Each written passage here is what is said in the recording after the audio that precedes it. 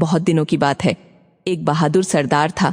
उसने अनेक लड़ाइयां लड़ी थीं और उनमें अपनी असाधारण वीरता का परिचय दिया था। वह एक मंजा हुआ तलवारबाज और कल्लाबाज घुड़सवार था।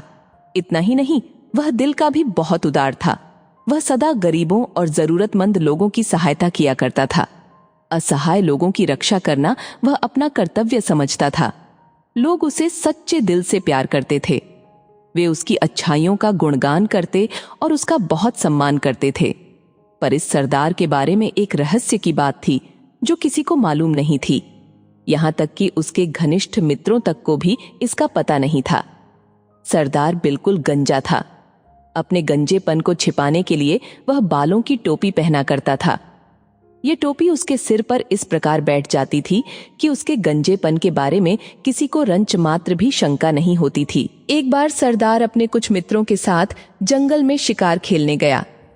वे अपने घोड़ों को सरपट दौड़ाते जा रहे थे कि तभी अकस्मात बड़े जोरों की आंधी आई और सरदार की बालों की टोपी उड़कर दूर जा गिरी। सरदार के गंजेपन का रहस्य खुल गया। सरदार के मित्र उसकी गंजी खोपड़ी देखकर दंग रह गए। उन्हें सपने में भी यह ख्याल नहीं था कि उनका सरदार गंजा है। वे ठठाकर हंस पड़े। उन्होंने कहा, वाह, आपका सिर तो अंडे की तरह सफाचट है। आप हमेशा अपने आप को जवान साबित करते रहे और हमें बेवकूफ बनाते रहे। हाँ, मैं हमेशा अपना गंजापन छिपाने का प्रयास करता रहा, पर मुझे मालूम था कि एक दिन मेरा यह राज खुलकर रहेगा।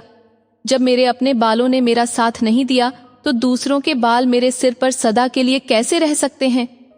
यह कहकर सरदार खिलखिलाकर हंस पड़ा। जब सरदार के मित्रों ने देखा कि वह स्वयं अपने आप पर हंस रहा है तो वे उस पर हंसने के कारण बहुत शर्मिंदा हुए। उन्होंने सरदार से कहा, सरदार, आप वाकई बहुत दिलदार हैं। कहानी की शिक्षा, जो अपने पर हंस सकता है वह कभी हंसी का पात्र नहीं बन सकता।